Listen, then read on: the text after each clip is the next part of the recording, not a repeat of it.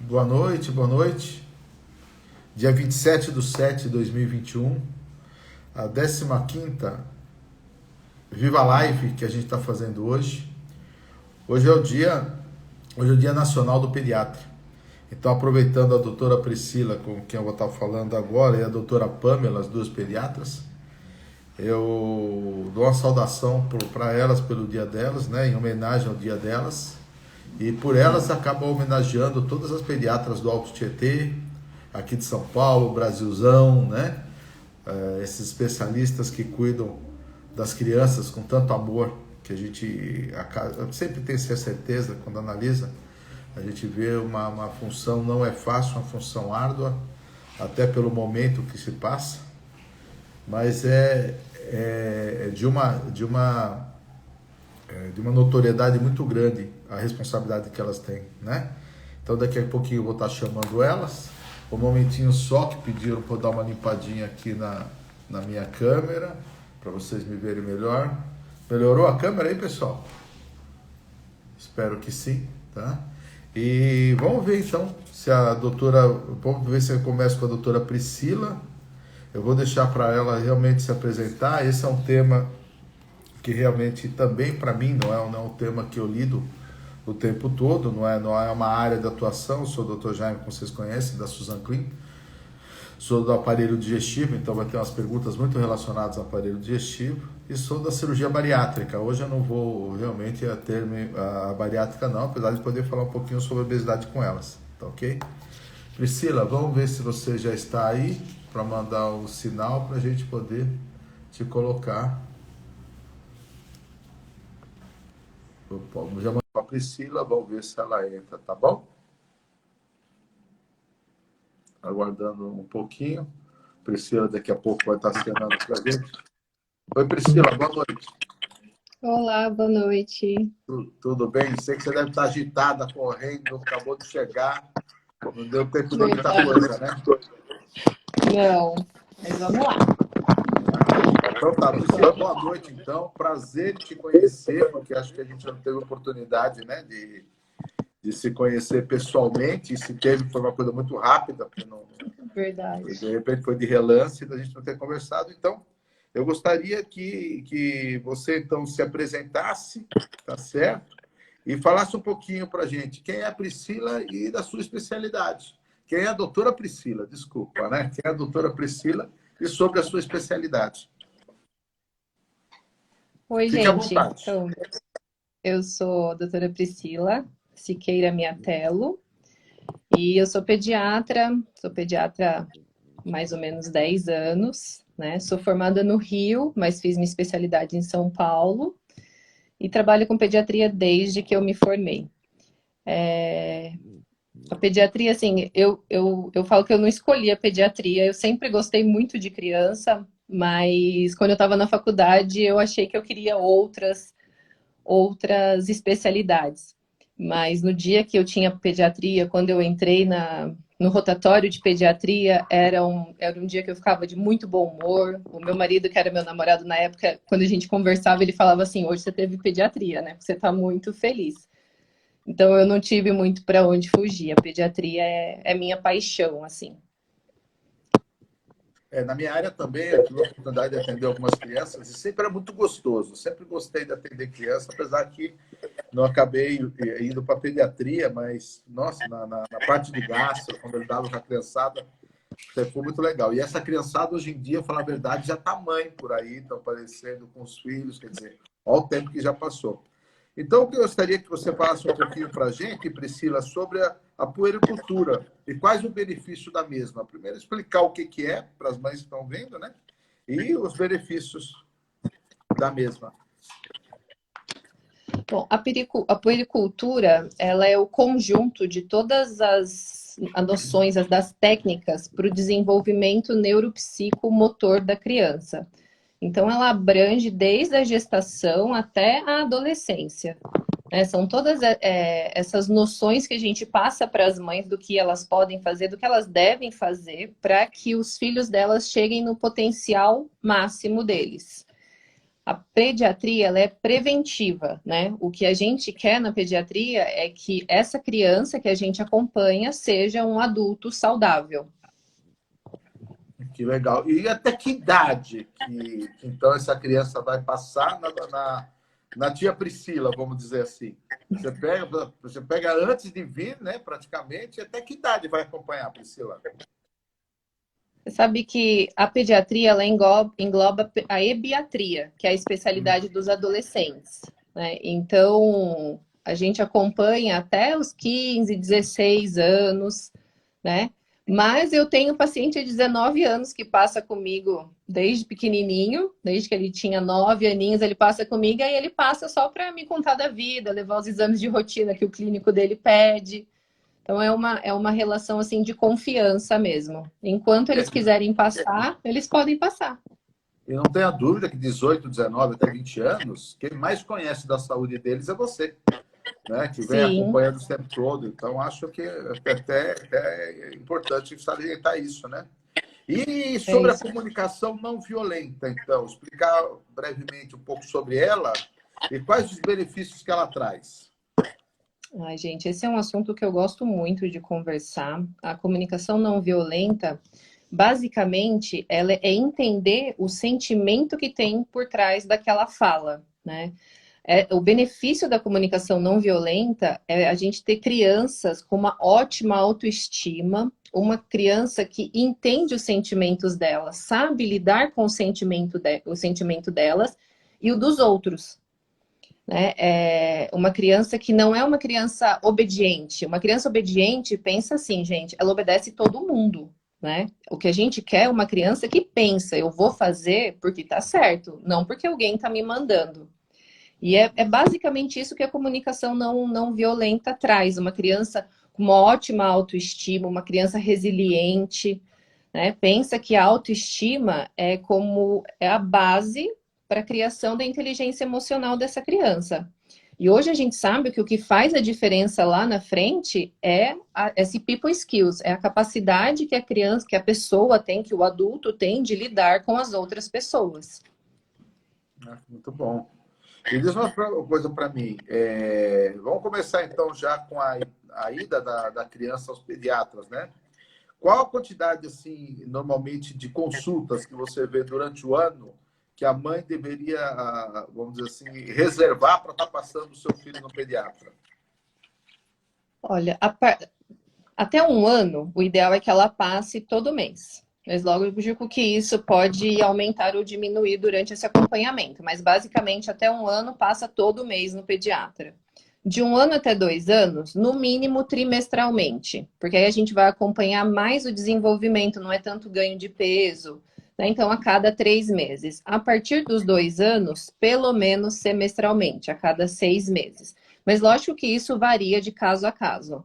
Né? Se eu tenho uma criança que não está ganhando peso, eu vou pedir para voltar com um intervalo menor de tempo. Se eu tenho uma criança que com 10 meses está ótima, já, né, tem todo o desenvolvimento que eu espero para uma criança de um ano, eu posso pedir para ela retornar só com um aninho.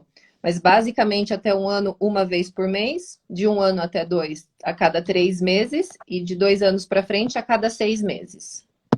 Ah, legal. E diz uma coisa assim, vamos fazer uma criança nasceu, né, tá recém-nascida, aquelas perguntas que as mães mandam para a gente, que Vitor me passou, que tem dúvida. Por exemplo, assim, de que forma lidar com as cólicas do recém-nascido? Gente, não tem mágica, é paciência. Pensando assim no risco-benefício, as medidas não medicamentosas, a massagenzinha, colocar no peito, um banho quentinho, uma compressinha de água morna, tem muito mais benefício do que essas medicações que estão aí à venda, tá? Pensa assim, a cólica, ela é uma imaturidade do trato gastrointestinal. Esse intestino, ele ainda não está pronto, ele está lá todo formadinho, mas pensa que a função dele ainda não está treinada. Então, o neném não consegue relaxar o ânus para soltar o pum, ele faz força, ele se espreme, ele fica incomodado. E ele vai aprender com o tempo a fazer tudo isso. Então, é ter paciência, põe na cabeça que a cólica vai embora, ela vai passar. Isso a gente está falando de um bebezinho saudável, sem alergias. É paciência, gente. Vai passar. Massagenzinha circular, bicicletinha, isso ajuda muito. E até que idade vai, normalmente, essas cólicas? Ela começa em que idade e vai até Mais que ou idade? menos até... Tem aquela regrinha de 3 que a gente fala. Começa mais ou menos a partir da 3ª semana de vida, vai mais ou menos até o 3º mês de vida. Até formar a microflora dela, né? A microbiota dela, Exato. legal. O leite Tá. materno é E diz muito outra, importante para isso. e outra perguntinha aqui. Como fazer a higiene bucal do bebê? Nos bebezinhos recém-nascidos, nos primeiros meses de vida, não precisa ficar se preocupando em tirar aquela crostinha branca que fica na língua, porque aquilo também é importante para a formação da microbiota da boca. Mas apareceu o primeiro dentinho, já tem que começar a escovação. Essa escovação deve ser feita com pasta fluorada. É importante que a pasta seja infantil e que tenha no máximo 1.100 partículas por milhão de flúor. A pegadinha é que o neném não vai cuspir essa aguinha, ele não vai limpar a boquinha depois, então ele vai engolir. Então a quantidade de pasta tem que ser bem pouquinha, mais ou menos um grãozinho, meio grãozinho de arroz cru. Tá? E deve ser feita pelo menos nos bebezinhos que estão só em aleitamento ainda, pelo menos antes de dormir. Depois que começou a alimentação, a introdução alimentar, que geralmente é nessa fase que nascem os dentinhos, a partir mais ou menos dos 7 meses, depois de cada refeição. Legal. Usa água morna para isso? Não? Pode ser. Pode Água ser. filtrada. Legal. E sobre o processo da queda do umbigo? Leva quanto tempo e como higienizar? Nessa aqui é uma dúvida também que todo mundo tem, né? Aquele umbigo vai ficando preto. Gente, mais ou menos de 5 a 15 dias o umbiguinho cai, tá? Se o bebê nasceu no hospital, né, o parto foi tranquilo, não precisa fazer nada, é só manter limpo e seco. Antes a gente falava para usar álcool 70, mas isso mudou recentemente. Hoje a gente tem que avaliar, o pediatra avalia cada caso, né? Por exemplo, um bebê que nasceu de parto vaginal, na ambulância chegando no hospital, tem um risco, a gente usa o álcool 70, mas um bebezinho que nasceu de parto cesárea no hospital não precisa fazer nada, só manter limpo e seco. Tá, deixa eu só dar um recado que pediram aqui, então. Então, isso aqui é Hum. um aviso para a audiência aí da gente, para mandar as lives para os amigos que gostariam de assistir e também fazer as perguntas que gostassem de fazer, porque a gente pode fazê-las no final, né? Para Legal. as perguntas para eles. Outras coisinhas aqui. Essa aqui é difícil, essa é barra, hein? Como lidar com as birras das crianças de uma forma positiva? Gente, tem que entender por que dessa birra. Vamos pensar assim, a birra é uma forma da criança se comunicar. Então, um bebezinho lá de 8 para 9 meses, vocês já começam a perceber que ele não fica mais deitadinho no carrinho onde vocês colocam, ele já não é tão bonzinho para trocar a fralda, ele já esperneia. Então, tem uma necessidade ali não atendida, né? Uma criança de 2 anos que está se jogando no chão, que está brava, tem que saber o que está acontecendo. A forma positiva de você lidar com isso é validando o sentimento da criança, entendendo qual que é a necessidade dele. Ele está cansado, ele está com fome, ele está querendo chamar a sua atenção, ele está com saudade. Então, entendendo qual que é a necessidade não atendida, o porquê daquela birra. A birra tem uma conotação ruim, que parece que a gente está falando de uma criança mal educada, mas não. A birra, ela é uma forma de se comunicar, de se expressar. Eu não gosto.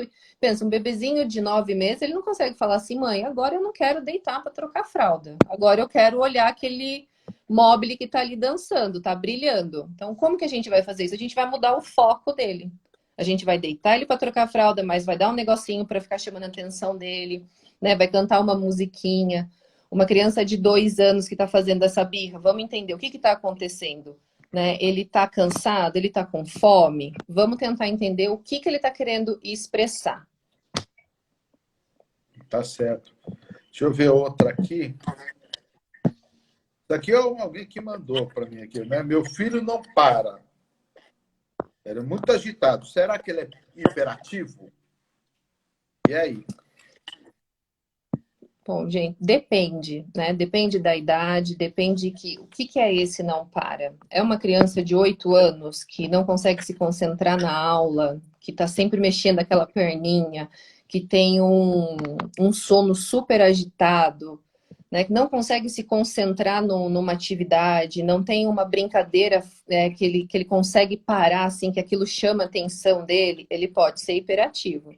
Mas uma criança, por exemplo, de 2 anos e meio, que entra no meu consultório e derruba ele inteiro, né? Ele quer explorar, ele quer pegar, ele quer subir na maca, ele quer pegar os meus materiais ali, é esperado. Eu espero que uma criança dessa idade entre no meu consultório e vire um Tasmania lá, que faça um furacão.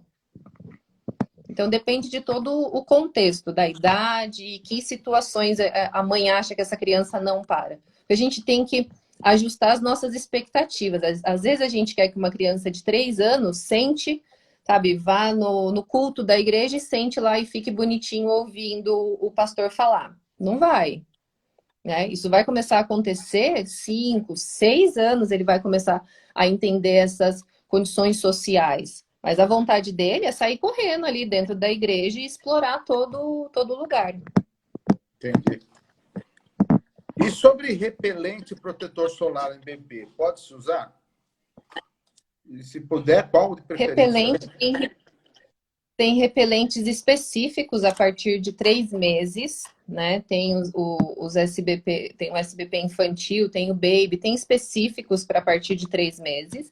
E os protetores solares a partir de 6 meses.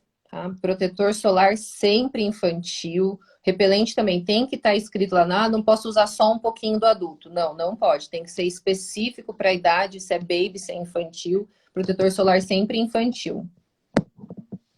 Ok. Deixa eu ver mais uma aqui. Isso aqui é uma até que eu tenho dúvida, eu vou te perguntar. Quando a criança com amidalite de repetição, com problema de infecção de via aérea e tudo, até quando você já pensa que talvez tenha que indicar um cirurgião para essa criança, né? Um otorrino para essa criança aí? Até quando dá para se acompanhar essas amidalites e quando se pensa em indicar um especialista na área para ver se tem que operar ou não? Gente, olha, uma criança antes dos 2 anos, né, que está usando antibiótico mais de 7 vezes por ano, com amidalite bacteriana diagnosticada, né, lógico que eu tenho que excluir algumas síndromes, né, para ver se não é aquela... outras coisas, mas uma criança que tem essa história de amidalite bacteriana documentada, né, com uso de antibióticos, eu encaminho para o otorrino para ele avaliar se precisa da cirurgia, né? Eu não gosto, eu acho que assim, quanto mais a gente consegue postergar a cirurgia, melhor, né? Porque a amígdala e a adenoide é feita de tecido linfático, então é importante para a imunidade da criança, mas existem alguns casos que precisa ser feito para melhorar até a qualidade de vida. O antibiótico acaba com o intestino da criança, ele não escolhe, vou matar só as bactérias ruins. Por isso que a maioria dos antibióticos dão diarreia. Ele sai matando todos os tipos de bactéria. E no intestino é preciso ter esse equilíbrio das bactérias boas e das bactérias ruins. E hoje a gente sabe que tem um eixo ligado, né? O intestino e o cérebro, eles são intimamente ligados. Então, eu preciso me preocupar com essa microbiota intestinal também. Então, se tem histórico de amidalite bacteriana de repetição, eu sempre peço a avaliação do especialista, o otorrinolaringologista. A gente vê que hoje, né, todos nós trabalhamos e temos vários especialistas do nosso lado. Eu falo isso pela minha área, né, porque a minha área é digestiva, a minha área é bariátrica, mas eu tenho que ter o endócrino, eu tenho o cardio, eu tenho o fono, eu tenho muitos especialistas. Então, hoje, Priscila, qual aqueles especialistas na área da atuação da pediatria mesmo que você acha importante você ter junto com você no seu consultório? Gente, gastro é uma especialidade, a gastropediatria é uma especialidade do coração, assim, o oftalmo hoje em dia, por conta das telas, as crianças precisam fazer acompanhamento muito mais precoce, muito mais frequente com o oftalmo. pneumo, né? A gente mora numa cidade úmida, né? Aqui a região é bem úmida, então um pneumologista também. Mas entendam assim, o pediatra ele tem que ser o maestro dessa orquestra, né? Ele acompanha o indivíduo por inteiro, ele vai juntando essas referências, e se ele vai vendo a necessidade, ele vai indicando os especialistas. Mas otorrino, gastro, pneumo e oftalmo são muito importantes para a pediatria. Todos são, né? Mas agora eu consigo pensar nesses mais. Tá certo. Vamos imaginar, então, pensar um pouquinho na obesidade aí. Você vê essas crianças hoje com sobrepeso, a partir de que momento começa a te preocupar? Você acompanhar e começar a perceber que essa criança vem analisando o percentil 50 que vocês fazem, tudo, né? A gente faz diferente o IMC, mas a partir de que momento começa a preocupar e que vai ter que ter uma abordagem diferente para essa criança? E quando se pensar no endócrino ou usar medicamento, que idade se dá para pensar que possa começar a trabalhar de uma forma mais, entre aspas, invasiva, né? Ou agressiva para essa criança? Isso precisa ser avaliado caso a caso, né? Agora, durante essa pandemia, a gente viu um aumento do sobrepeso infantil, assim, absurdo, né? E aí a gente tem que entender o que aconteceu com essa criança. Foi porque ela era uma criança super ativa, e aí com a pandemia acabou todas as atividades extracurriculares. Essa falta de convívio social deixou essa criança super ansiosa, ela está comendo mais do que ela precisa, ela perdeu esse botãozinho da saciedade dela, ela tem alguma doença neurológica, necessita de algum tipo de medicação que ajuda ela a ganhar peso, né? Alguns autistas que usam algumas medicações anticonvulsivantes, eles têm um aumento de peso importante. E a partir dos 11, 12 anos, já existem alguns que precisam de medicação para ajudar a controlar essa compulsão, para ajudar a melhorar os índices glicêmicos também. Saiu recentemente uma nova norma da Sociedade Brasileira de Pediatria, mudando até o IMC, ficou um pouquinho mais baixo, para a gente já começar a investigar o sobrepeso e a obesidade. Mas, por exemplo, no Instituto da Criança tem casos até de adolescentes, 16, 17 anos, que precisaram de uma cirurgia bariátrica para controlar o peso. Isso já tem casos documentados. Então, precisa ser avaliado caso a caso, entender, é uma síndrome metabólica, né? O que tem ali naquela criança para a gente começar a investigar ou começar a tratar já. E você falou sobre o Covid, né? Como que vem? Como você vê o problema da criança, a resposta dela, né? Essa infecção virótica em comparação aos adultos? Você te preocupa a criança? Você tem um número maior tem número de complicação? A partir de que idade? Como que lida com relação ao Covid e a criançada? Gente, vou falar assim da minha experiência no consultório. Eu vi um número enorme de crianças no começo desse ano com Covid positivo mesmo. Algumas crianças fizeram um quadro de pneumonia viral, né? Mas foram uma ou duas que precisaram de um suporte maior, por exemplo, uma UTI, uma internação.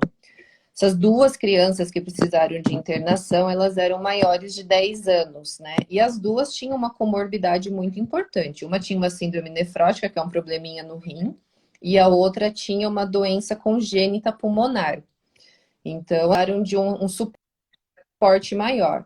Mas a maioria das crianças que eu atendi fizeram um quadro leve, um quadro sintomático, tosse, coriza, algumas com uma perda de apetite, uma febre mais persistente, diarreia foi um quadro assim comum entre as crianças, uma diarreia sem causa e bem persistente, mais de 10 dias de diarreia.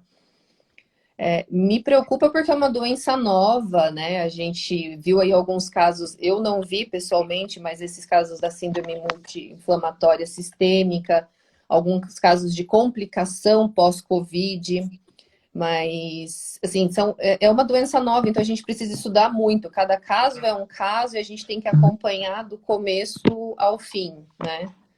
Mas os meus pacientes de consultório, assim, graças a Deus, evoluíram muito bem. E diz uma coisa, você hoje, já que eu falei da obesidade agora, entre essas pacientes, né, você faz o puerpério, então é importante, né, ter essa análise.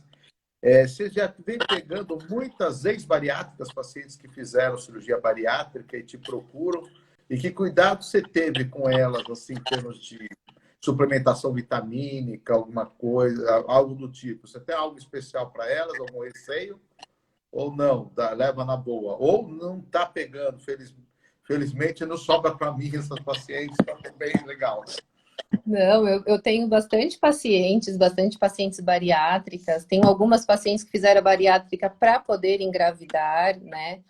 E a principal preocupação, assim, no começo é a amamentação, sabe? É deixar essas mãezinhas bem empoderadas de informação para elas saberem que elas conseguem amamentar, que o leite delas é perfeito, igual uma paciente que não tem a bariátrica, que vai nutrir o filho dela para ela não ficar com esse medo.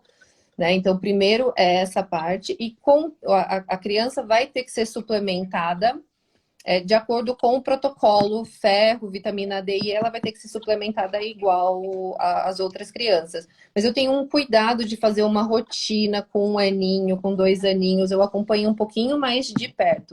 Depende da história de cada mãezinha, mas o mais importante é a amamentação. Eu gosto muito Muito de bom. pegar uma bariátrica que fez até redução de mama, né? E que amamenta exclusivamente até o 6º mês. Eu acho muito E é isso legal que eu ia deixar elas bem. perguntar. Amamentar até quando, Priscila? Até quando você acha que é importante a amamentação, já que falou dela? Apesar que eu Até o vou fazer essa neném pergunta querer. para a Pamela também, se vocês combinarem. Gente, a amamentação é uma coisa muito pessoal, assim, ó. Pela Organização Mundial da Saúde, exclusivo até o 6º mês e até os 2 anos, né? Introdução alimentar com 6º mês, não, com 6 meses e amamentação até os 2 anos. Mas quanto mais a mãe amamenta, mais benefício ela tem e mais benefício o bebê tem. E essa relação é tempo dependente. Então, assim, não é só o bebê que vai ficar mais inteligente, que isso já é comprovado. Não é o bebê que vai ter um sistema, só o bebê que vai ter um sistema imunológico muito melhor, muito mais potente. Mas a mãe também tem menos chance de fazer hipertensão arterial. Ela tem menos chance de ganhar peso depois do puerpério. Ela tem menos chance de fazer diabetes tipo 2. Então, quanto mais tempo amamenta, mais benefício o bebê tem, mais a mamãe tem. Então, não pensa assim, mas ele já tem 3 anos, meu leite é só água. Não, seu leite é super rico e o vínculo, esses probióticos que você passa pelo leite, os anticorpos que você passa pelo leite para a criança são muito importantes, até quando ele quiser. Ah, que bom saber. Ó, Priscila, tudo que é bom dura pouco, né? Tá super gostoso, mas acaba o nosso tempo vai Gente. indo, vai indo, vai indo. Eu só queria te comentar que eu vi muitos comentários de pacientes suas, e eu vejo um número aqui de 33, 35, né, que estão assistindo, e todas elas falam que estou assistindo com os meus filhos. Então, você multiplica isso pelo número de filhos que deve ter. Então, a tua audiência é grande, você não tem dúvida. E todos elogiando você. Bom, Muitas te bom, gente. elogiando, e acho que elas aprenderam, elas sabem, né? Aprenderam um pouco mais hoje, e eu também. Quero te agradecer por esse Ai, momento legal. seu aí, por você ter dedicado esse espaço para falar, para estar aqui na live comigo. Também me desculpando pelo meu jeito, eu não estou muito habituado a ter live com a pediatra, então a gente tem que buscar as perguntas, né? Então, algumas são perguntas até muito simples, outras são perguntas mais complexas, sei lá. Mas foi muito bom. Queria dedicar esse tempo aqui, esses 2 minutos que temos, então, para você fazer seus agradecimentos e fica com tempo. Aí eu chamo a outra pediatra depois, tá bom? Mas foi muito legal, muito bom estar com você. Gente, eu só queria agradecer pelo convite. Obrigado, Vitor, por ter me estimulado a fazer essa live. Os meus pacientes sabem que eu tenho muita vergonha, eu tô aqui taquicárdica, mas foi muito gostoso. Foi minha primeira live, mas eu gostei. Como é um assunto que eu gosto de falar, acho que eu fiquei mais tranquila, mas eu tava super nervosa. Obrigado mesmo pelo convite, foi tão prazer, foi muito legal para mim também. E tomara que os meus pacientes estejam assistindo aí e ficaram com um pouquinho mais de informação. Não, estou se elogiando. Vitor, você viu que ela falou que foi a primeira live, né? Que agora ela desencabulou, você pode chamá-la, viu? Ele falou que ele já tinha certeza disso, ele está falando, sabia, tinha certeza. Pode deixar que vai evitar. Olha, um beijão para você, fique com Deus, tá? Um beijo nos seus filhos, seu esposo. E parabéns de novo por esse dia teu maravilhoso. Comemora tomando um vinhozinho aí com o maridão, tá bom? E bom descanso para você, viu? Obrigada, gente. Obrigada. Foi um prazer. Amém. Tchau, tchau. Tchau, tchau.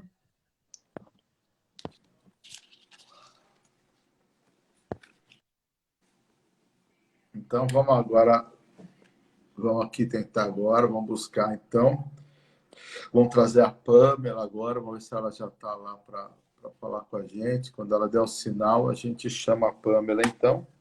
E a Pamela, né, quando a gente conversar, acho que foi muito bom falar um pouquinho do puerpério que a gente fez, da comunicação não violenta, algo legal. Eu até esqueci de fazer uma perguntinha sobre aquele tapinha no bumbum, né? Até quando, se ela acha que tem que ser realizado ou não. Depois a gente pode fazer essa pergunta para a Pamela, né? Se pode ser realizado ou não, né? Se é maléfico ou não fazer isso, né? Então, vamos lá. Estou enviando a solicitação para a Pamela, aguardando, então, ela entrar.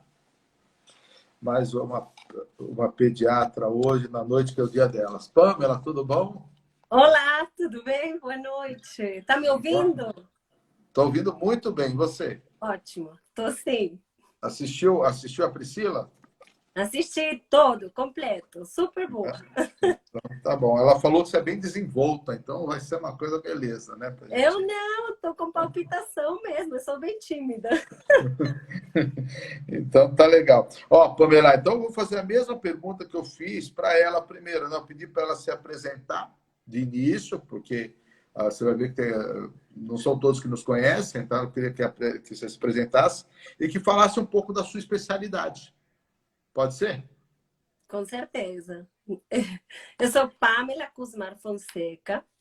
Eu sou peruana, nasci no Peru. Estudei na Universidade del Valle, da Bolívia.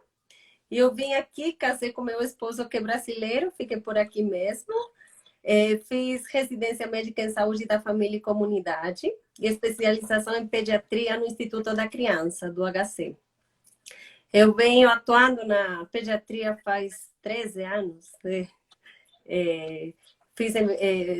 Trabalho na enfermaria da pediatria, trabalhei na enfermaria da pediatria do Santa Marcelina. Atualmente só me dedico a consultório, ambulatório. Faço ambulatório no Santa Marcelina de Itaquera, na Susan Klein e na prefeitura eu sou concursada. Legal te conhecer, então. E eu não tive o prazer de te conhecer pessoalmente, hoje te conhecendo aqui no áudio, legal, e no vídeo.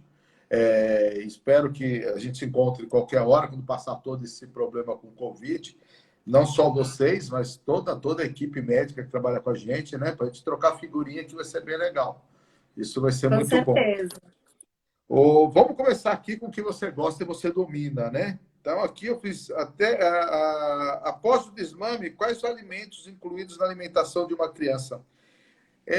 A ideia é de saber, né? Por exemplo, a criança nasce, toma o colostrozinho da mãe, até de um leite melhor. E como que vai ser essa evolução depois? A ideia do líquido, a água, quanto pode dar, quando entra o chazinho, quando entra a papinha, como que é essa evolução? Acho da melhora da dieta. Melhora não, né? Do ingresso à dieta depois, vamos dizer. Da introdução alimentar, né? Da introdução alimentar, melhor dizendo. Isso. A doutora Priscila colocou isso na frente. A introdução alimentar começa a partir do 6º mês de vida, tá? O ideal é o aleitamento materno exclusivo até 6 meses de vida. Sim. E a partir do 6º mês de vida, a gente inicia a fase de introdução alimentar. São vários os métodos de introdução alimentar, um deles o BLW, que é a apresentação de alimentos isolados em pedaços relativamente grandes, e é uma alimentação assistida. Uma vantagem dessa alimentação é o descobrimento dos diferentes sabores, cheiros e texturas do alimento, onde o bebê vai lá e pega com a mão o alimento e leva até a boca. Ele oferece mais autonomia para a criança. A outra método de alimentação é método tradicional. Mas o que o bebê pode comer? Absolutamente tudo. Nós temos até 8 meses de vida para introduzir todos os grupos de alimentos para a criança. Introduzindo todos os grupos de alimentos na criança antes dos 8 meses de idade, a gente diminui a chance de que essa criança no futuro possa desenvolver alergia alimentar e intolerância a algum tipo de alimento. Dentro deles temos os grupos alimentares, que são as folhas verdes, são super importantes. Os carboidratos, batata, mandioca, macarrão, batata doce, inhame, cará, que são legumes bem típicos da região. Temos as proteínas, dentro delas a carne vermelha, sobretudo músculo. É importante ressaltar isso, a carne que seja músculo, pela grande quantidade de miocina que tem. E a proteína é uma proteína muito importante para o organismo. O frango, peixe é uma coisa que tem muitas dúvidas mais em falar sobre peixe, muito receio. É importante a introdução do peixe a partir do 6º mês de vida. E ovo, tanto a clara quanto a gema. Não existe diferença nenhuma. Temos os grãos, que são importantes. Feijão, lentilha, grão de bico. E as leguminosas, legumes, cenoura, batata, cenoura, beterraba, vagem, ervilha, todos os legumes em geral. O cozimento tem que cozinhar bem na panela de pressão, sempre oriento isso. Amassar com garfo e dar para a criança. Existem as proibições da alimentação. Não pode bater no liquidificador, não pode peneirar. Sal não pode até 1 ano de idade, é proibido. E açúcar, oferecer açúcar ao bebê é proibido até 2 anos de idade. Os temperos que podem ser usados são alho, cebola e cheiro verde, um fiapo de azeite extra virgem e deverá ter almoço e janta. A papa do bebê, que é a primeira papa agora em introdução alimentar, deve ser oferecida mais ou menos até 9 meses de idade. A partir do 10º mês de vida, ele já pode consumir os mesmos alimentos que a família consome, sempre e quando sejam feitos em casa e adequadamente higienizados. Nossa, você foi completa. Algumas mães têm dúvida também do leite, né? Elas acham que o leite ou está fraco ou não está suficiente. Como ela pode saber disso? Assim, se está fraco, se está suficiente? Que critérios que elas podem usar? Não existe leite fraco, gente. Isso é um mito. Sempre a produção do leite é totalmente dependente da sucção do bebê. Sempre eu falo para os meus pacientes, quanto mais o bebê suga, mais leite a mãe vai produzir. O leite é o melhor alimento do mundo. Sempre eu faço a brincadeira, não existe melhor leite no mundo do que o leite da mãe. E outra vantagem é que é de graça, né? Então facilita mais ainda o bolso das pessoas. Não existe. Então, não existe leite fraco. Não existe. Tem algum tipo de alimento que a mãe tem que evitar no período que ela está amamentando, com o risco de passar para a criança e não vai fazer bem? É da alimentação da mãe, eu estou perguntando. Teoricamente, não. A mãe está liberada para comer absolutamente tudo. Tem alguns alimentos que devem ser evitados como os estimulantes. Café, chamate, que tem alto teor de cafeína. O chimarrão, mas é mais no sul, não tanto aqui no sudeste. São esses. E refrigerantes também. Tá. E com relação à frequência ideal para o bebê amamentar, como que a mãe pode fazer assim, para estar oferecendo sempre no tempo ideal? Certo. A gente orienta sempre aleitamento materno livre demanda, o quanto o bebê quiser mamar. É muito importante saber, e sempre oriento isso, que a cada mamada que a mãe dá, é importante a sucção do leite gordo, que é o leite posterior. Por quê? Garantindo a sucção desse leite gordo, a gente dá saciedade à criança e estende o tempo entre uma mamada e a outra. Assim, a mãe consegue descansar um pouquinho, não fica amamentando toda hora. Livre demanda, se for aleitamento materno exclusivo, porém, se for introdução de fórmula infantil, de 3 em 3 horas. E para produzir mais leite, tem alguma tática para a mãe ou é só oferecer porque a sucção vai fazer produzir mesmo? Tem alguma outra situação que ela possa fazer para produzir mais leite? Eu via tomar antes aquela cerveja preta, né? O pessoal estimulava a tomar a mouse beer, se não me engano, né? Ou a caracu. Existe isso ainda? Não, é mito. Não, é mito. O melhor jeito de produzir mais leite é a mãe estando emocionalmente estável, num local e num ambiente tranquilo e sossegado, e ingesta de água abundante. São as 3 recomendações. A mãe tem que estar num ambiente agradável, tranquila, sem estresse. O estresse e preocupação também tende a prejudicar na produção do leite. Então, ela precisa ingerir bastante água e ficar tranquila emocionalmente. A criança começa a chorar, você não sabe o que é, você dá a mama, deve ser fome? Não sempre. Não sempre. Não todo choro é fome. Às vezes é frio, é calor, é dor. Cada mãe, eu acho que reconhece o próprio choro do filho. Então, a própria mãe já sabe, não, doutora, é choro de dor, é choro de fome. Vamos ver o que está acontecendo. Então, não todo choro é peito, né? É fome. E já que você falou nisso, como saber, então, se a criança está com frio, se ela está com calor ou se ela está com dor? Como você sabe nesse momento? Está chorando, não sei se é frio, se é calor ou é dor. Ou é fome, né? Olha, se é fome. Se a criança mamou e não rejeita o peito, lógico que não vai ser fome.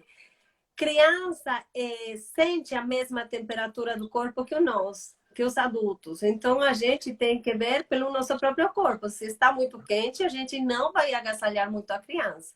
Como se está muito frio, não vamos deixar muito sem roupa, tem que agasalhar a criança. Mas depende muito de caso para caso. Entendi. E agora, como tirar o peito, então, do bebê? Como a mãe faz? Que é uma coisa difícil depois, né? Dói o coração ao escutar isso. Mãe nunca tira o peito. Mãe nunca desmama. Quem desmama é o filho. Então, a gente não pode largar aquilo que é seguro para a criança. É o colo. Peito não só é alimento. Peito é calor, é vínculo, é cheiro, é colo. Escuta o batimento cardíaco da mãe. Então, a gente precisa entender que peito é além do que o leite. Peito é amor. Sempre eu faço uma comparação, porque o peito fica perto do coração. Porque simboliza amor também, o se doar, o nutrir o bebê, tanto dar carinho, amor, calor. Então, é importante saber isso, que mãe não desmama. Quem desmama é o bebê. Isso é interessante, porque uma recomendação que eu dava para as minhas pacientes que eu faço bariátrica e que depois de 1 ano e meio engravidam, então até uma informação também, o melhor é esperar 18 meses para uma gestação, para ela não vir com riscos maiores, né? E então perde-se o peso por 1 ano e meio e depois a gente libera para a cirurgia, libera para poder ela engravidar. Mas eu comentava para algumas que ganhavam peso, olha, quando vier o filho, deixa ele mamar. Quanto ele mais ele mamar, mais você vai recuperar seu peso. Porque ele puxa tanto de você, você vai ver que por mais que você coma, você vai perder peso. Então, aproveita esse momento para se você reganhou algum, recaiu no problema e reganhou algum peso, você vai buscar. Dê o peito. Quanto mais der, melhor. Porque a gente vai buscar esse tempo, né? Com esse peso ganho. Você concorda com isso também? Com certeza. O dar de amamentar influencia uma série de mecanismos dentro da mãe, até a involução do útero, depois do parto, rapidamente, o emagrecimento ou perca de peso, porém também tem queda de cabelo, pele mais ressecada, unha quebradiça, porque perde os nutrientes. Daí que a importância que a mãe precisa ter uma dieta balanceada. Isso é importantíssimo, né? Quando os bebês ficam com soluço assim, é quando eles sentem mais frio ou calor, ou é mito isso também? É mito, é mito. O soluço, na verdade, se dá pela distensão do abdômen, do estômago. Quando ele distende, ele bate um nervo chamado frênico, que é o do Sim. diafragma, e tem um reflexo. Esse é o soluço. Mas é mito que quando está frio ou calor, o bebê sente soluço. Não, não é verdade. E é normal o bebê ter mais refluxo? Sim. Na verdade, devido à imaturidade do sistema gastrointestinal, tá? Existe um refluxo fisiológico e ele se dá até o 4º mês de vida. E ele passa a ser patológico, onde o pediatra precisa reavaliar e ver que existe algum problema quando começa a prejudicar o ganho de peso e o desenvolvimento. Existe o que se chama o vomitador feliz. É isso mesmo que eu estou falando. Ah, doutora, meu bebê vomita, reflui, todo o conteúdo do leite. Eu falo, mas ri depois, ri ou chora? Ri, então não se preocupe, é totalmente fisiológico. Nossa. O refluxo passa a ser patológico quando começa a prejudicar o ganho de peso. E é só essa avaliação após 3 meses de perca de peso consecutivas. Então, não se trata da primeira perca de peso já começar a tratar. É uma avaliação após outra, mês a mês. E sobre a chupeta? Você é a favor de dar chupeta para o neném? E se for, quando tirar? Isso é muito controverso. Metade dos pediatras acham que é bom, metade que não. Existe um caso, um fato muito importante e curioso, que é importante saber. A sucção promove a liberação de endorfina. Sim. A endorfina é o hormônio do prazer, do bem-estar.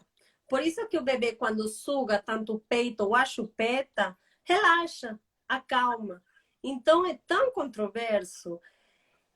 Tem caso e caso. Às vezes eu oriento a chupeta assim, caso a mãe estiver passando por processos emocionais muito intensos, que não tolera o choro do bebê, tá?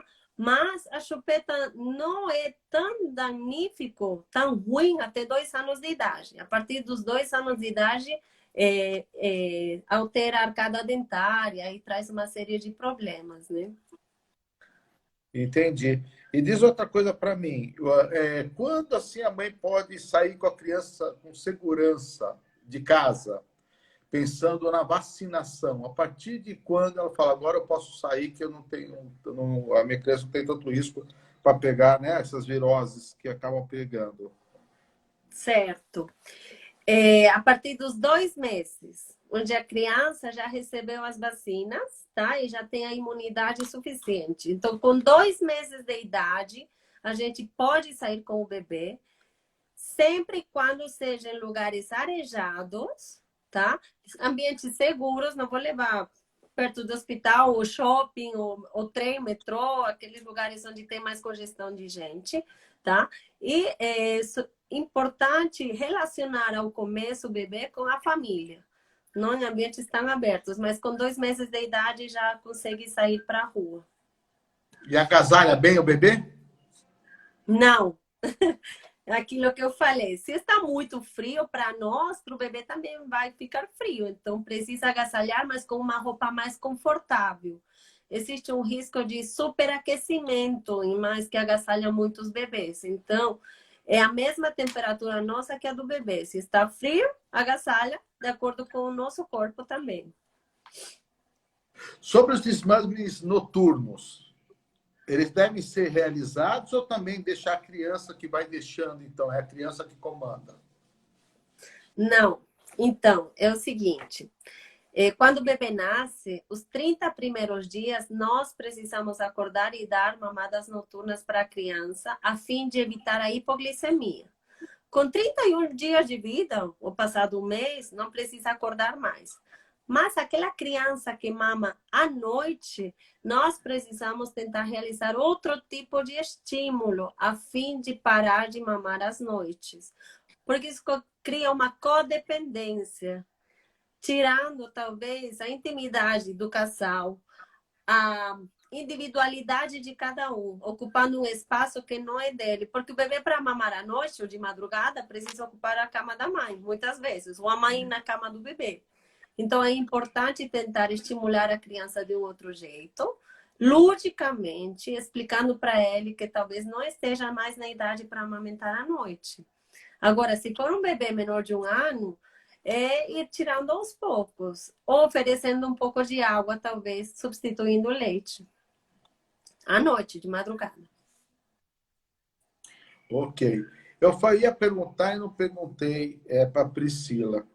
Que antes, né, você falava muito do tapinha do bumbum quando precisa da criança. O pediatra hoje em dia, assim, ele ainda acho que às vezes necessita desse tapinha mesmo do bumbum, ou não? Tudo vai ser na conversa e no exemplo. Tudo é na conversa. Você se refere aqui a tapinha no bumbum para chamar a atenção da criança? Para corrigir alguma coisa, que a criança começa a fazer, não para, isso não, né? Então, você já deu é tapinha aquilo no que a bumbum? doutora, aquilo que a doutora Priscila falou. Antigamente, criança ou nós mesmos respeitávamos por medo, não pelo entendimento de que isso está errado. Então, atualmente existe uma série de recursos positivos para tentar fazer com que a criança entenda que aquilo ou outro está errado. Existe um livro muito bacana que eu sempre recomendo, que se chama Disciplina Positiva. A disciplina positiva é uma ferramenta muito utilizada, tá? Onde respeita a criança como um ser humano. Então, a gente tenta chegar a ele de um jeito mais lúdico, fazendo ele entender as coisas. Não é um jeito punidor, que pune e castiga, não existe isso, tá? Mas é mostrando para ele os diferentes jeitos de saber entender as coisas. Vou deixar agora aqui a palestra um pouco mais complexa, assim, em termos de assunto, porque eu vou falar, ou você vai falar sobre autismo, né? Então, eu queria saber, assim, autismo em criança. Quando procurar um médico para identificar, como é feito esse diagnóstico? E a partir de quando que realmente tem essa suspeita, né? E o que é? Quais os sinais, né? Quais são os sintomas, os sinais? Doutor Jaime, estes últimos anos, o autismo vem aumentando gradativamente. Cada vez mais existe a procura das mães devido a essa suspeita. Qualquer coisa é autismo. Não, não é assim. Calma ali, vamos entender. A suspeita de autismo pode se dar a partir dos 6 a 7 meses de vida, tá? Eu já vou explicar passo a passo. Mas o diagnóstico fechado, ao certo, com uma avaliação criteriosa, neuropsicomotora, a partir dos 2 anos de vida, tá bom? A suspeita, o pediatra geral pode começar a suspeitar quando? Quando a criança perde as habilidades adquiridas. Por exemplo, aquela criança que consegue passar um objeto de uma mão para outra, ele para de fazer isso.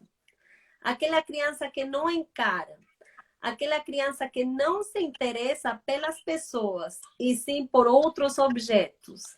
Aquela criança que é introvertida, quer ficar no cantinho sozinha e começa a brincar sozinho sem interagir com outras crianças. Aquela criança que não chama atenção nada do que outra criança podia chamar atenção, normalmente. Então, a gente começa a dar os sinais. Mas o que o pediatra pode fazer? No consultório, nós possuímos diferentes ferramentas que podem ajudar na triagem para uma suspeita de TEA, que é o transtorno de espectro autista. Eles não fecham o diagnóstico, mas a gente consegue suspeitar em base a esses testes, essas escalas. Uma delas se chama o M-Chat. A gente utiliza uma série de perguntas com uma pontuação e em base a essa pontuação que pode nos guiar na suspeita ou não de TEA, tá? O diagnóstico, basicamente, é a partir dos 2 anos de idade. Crianças têm um atraso na fala, muitas vezes um atraso andar para caminhar também, atraso déficit cognitivo de relacionamento e convívio social. São crianças, geralmente, em bebês menores de 1 ano, muito irritadas, com choro inconsolável, nem o colo da mamãe acalma. E não conseguem estabelecer um vínculo nem afetivo, nem encaram olho com olho. Que é o que fala. E alguns apresentam alguns movimentos repetitivos. E geralmente são crianças seletivas para se alimentarem. Preferem 1 ou 2 tipos de alimentos. São muito seletivos. O acompanhamento de uma criança com autismo, em base à suspeita, o neurologista infantil, que a gente trabalha em conjunto, diagnosticou e fechou o diagnóstico, o acompanhamento se baseia em um acompanhamento multidisciplinar. Primeiro que tem que fazer o pediatra é acolher essa família. E o pediatra dá de presente um livrinho que se chama 100 Primeiros Dias. Os 100 Primeiros Dias é um kit 100 Primeiros Dias. Esse kit mostra como os pais conseguem lidar com essas crianças autistas, acalmam os pais. E agora na internet existe uma série de grupos de pais com autismo, com crianças com autismo, que também servem de um apoio, né? Então, acolher a família, um tratamento multidisciplinar com terapia ocupacional. Existem muitos métodos novos para que essa criança consiga se comunicar com outras pessoas. E estímulo precoce, o mais importante, um diagnóstico precoce e um estímulo precoce, a fim de evitar maiores problemas sociais para essa criança, né? Estimulação é tudo, estimulação. Algum tipo de tratamento medicamentoso ou não? Medicamentoso não existe, depende de caso para caso. Na verdade, existem os tratamentos que podem melhorar algumas coisas, como estimular a concentração da criança, tá? Existem alguns remédios que neurologista infantil passa. Melhora do sono, que essas crianças têm muita alteração do sono, ficam muito irritados e dormem muito pouco. Tá? Ultimamente a gente fala da toxicidade das telas, né? Celular, tablet, televisão é um veneno para a criança. Então, limitar o uso dos eletrônicos e mais estímulo lúdico em base de brincadeiras saudáveis. Melhor se forem ao ar livre. Muito melhor ainda, o brincar livre, né? E a interação com as outras crianças, assim, acho que é importante. Com certeza. Existem os métodos de inclusão, né? Toda escola, por lei, os métodos de inclusão, com certeza. É importantíssimo. E percebe-se com um diagnóstico precoce e já na tentativa de fazer todo esse tipo de tratamento que você comentou, uma evolução melhor desses pacientes mesmo, vamos dizer assim, em termos de contexto, de ficar muito, não digo recuperar 100%, né, da intenção e tudo, mas há uma melhora que você perceba com o tempo de acompanhamento? Não tenha dúvida. Desde o entendimento dos pais, para entenderem que eles têm uma criança especial que requer um pouquinho de mais de atenção, até a evolução da criança demora um pouco de tempo. Então, quanto mais cedo essa aceitação e essa inclusão da criança para o aprendizado e o convívio social, a qualidade de vida da criança vai melhorar muito, né? Muitíssimo. Existe aqui, eu tenho uma pergunta também que se diz se tem causa, se existe algo etiológico para explicar o autismo. Do autismo, não. Causa, olha, não sei lhe falar. Eu não vi, nem sei, desconheço disso. Alguns a gente relaciona com causa alimentar. O alimento, na verdade, existe uma nova terapia alimentar isenta de glúten para criança autista, que tende a melhorar o tratamento e a evolução do autismo. Mas uma causa, assim, etiologia... Uma mesma família pode ter 2 irmãos, 3 com problema? Percebe que tem isso ou não? Eu não tenho visto, não tenho experiência disso. Legal. Olha, foi muito bom também, como falei com a Priscila, quando está gostoso parece que acaba rápido. E essa aqui é interessante porque eu aprendo muito, porque é aquela fala, uma área que a gente não pratica tanto. A gente fez a faculdade e depois não vê tanto, então a gente aprende com vocês. Eu queria, então, deixar esse tempo final para que você pudesse fazer os seus agradecimentos, se quiser também. Esses 2 minutos fica para você. O que você quiser fazer com ele. Eu só queria aproveitar, então, nesses minutos também, para agradecê-los e que comemore, né? Saudá-los pelo dia de hoje, o dia do pediatra. Eu sei que vocês já devem ter vários grupos, muitas saudações, seus pacientes devem, né, ter falado bastante, ter saudado bastante, mas eu queria parabenizar pelos seus dias, né? Porque vocês são muito importantes mesmo para a criançada. Obrigada. É uma especialidade linda, maravilhosa, porque lidar com criança sempre é muito legal. Mas é legal a gente lidar com criança saudável, né? Quando não está tão saudável, a gente fica triste por eles também, né? Com Então, certeza. Pamela, foi um prazerzão falar com você, foi muito gostoso, viu? E eu deixo esse minuto final, então, para você fazer aí seus comentários finais, seu agradecimento, tá bem? Obrigada, doutor Jaime. Eu agradeço muito. Um prazer em lhe conhecer, mesmo sendo pela internet. Obrigada pela oportunidade. Sempre é um prazer para mim falar daquilo que mais gosto. Sempre gostei, me envolvo demais com tudo isso. E como você fala, o tempo passa tão rápido que a gente nem percebe, né? Nossa, vai embora. E sabe que o assunto... Vitor vai te chamar mais vezes, viu, Pamela? Com certeza, fica à tá? vontade. Ele Fica à deve chamar vontade. você muito mais vezes, porque você foi muito bem mesmo. Ele até mandou aqui um começo para mim, falou, pô, pai, hoje vai ser internacional, pelo menos sul-americano, né? Sou Tem uma americana. peruana, formou na Bolívia, tá aqui. Eu falei, legal, vamos embora nós. Pois é. Obrigada, gente. Eu agradeço muito a oportunidade. É um prazer sempre para mim agregar um pouquinho para a nossa comunidade de mães. Eu falo nossas famílias. Sempre vão surgir novas dúvidas, novas terapias para tudo, mas não se esqueçam que o amor de mãe é o único, e o leite de mãe melhor ainda. Fala, amamenta sempre que puder. Tá bom? Nossa, boa recomendação. Fica com Deus, então. Boa noite. Obrigada. Tá? Obrigado por esses minutos aí com a gente. Tchau, boa noite. Fique com Deus.